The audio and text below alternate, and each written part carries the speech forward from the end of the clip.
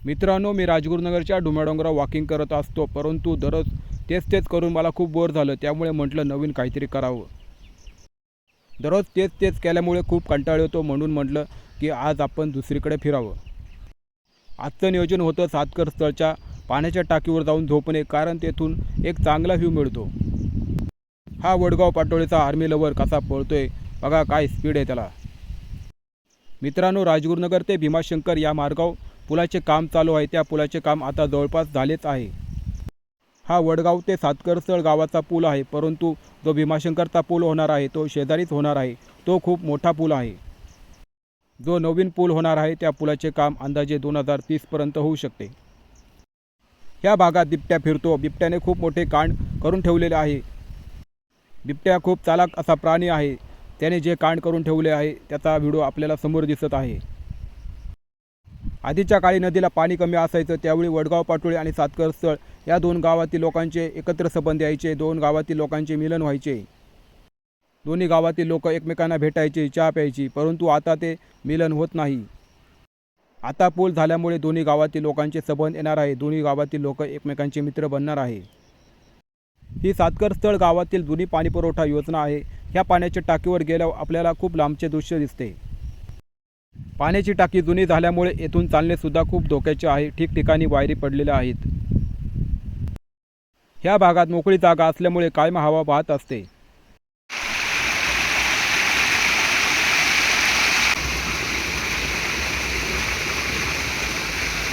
माझे वजन 55 किलो असल्यामुळे मला चढण्यास काही धोका नव्हता. लोखंडी शिड्या ह्या जुन्या झालत्या, त्यामुळे अतिशय काळजी घेऊन चढावे लागत होते.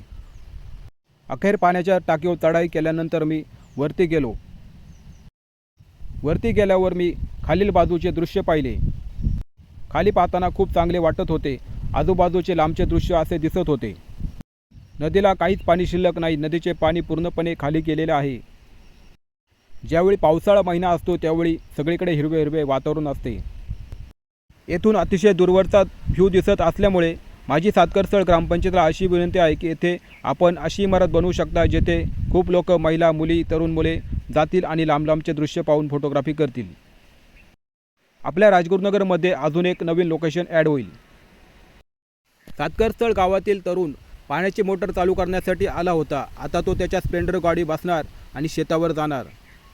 तो शेताला पाणी धरणार आणि आयुष्यामध्ये कुठेतरी कोपरा बघून मोबाईल पाहत बसणार.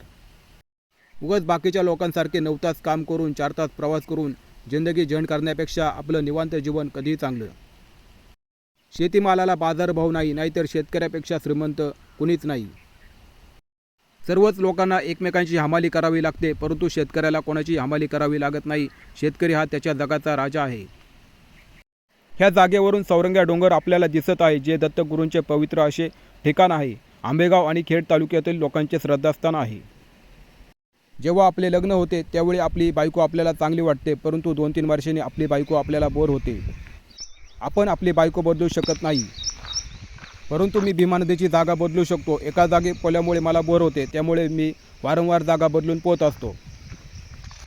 ज्यांना पोहता येते त्यांनाच माहिती आहे की रात्री किती गाढ झोप लागते. ज्यावेळी मी नदीला पोहतो त्यावेळी मला रात्री अतिशय गाढ झोप लागते. लहान मुले जशी शांतपणे झोपतात तशी मला झोप लागते. मला झोपेत खूप चांगली प्रकारची स्वप्न पडतात. गावातील कुत्र्यांचे जीवन हे शहरातील लोकांपेक्षा खूप चांगले असते.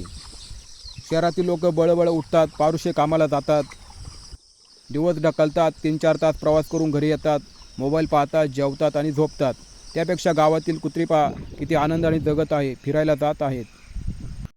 मित्रांनो, ज्यावेळी पुलाचे काम पूर्ण होईल त्यावेळी ह्या लोकेशनला तुम्ही वडगाव पाटोळी गावामधून सुद्धा जाऊ शकता. इथे जाऊन गावातील लोकांना भेटू शकता.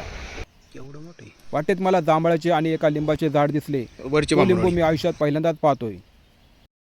जर तुम्हाला लोकेशन आवडले असेल तर तुम्ही ह्या जागेला नक्कीच भेट देऊ शकता. धन्यवाद.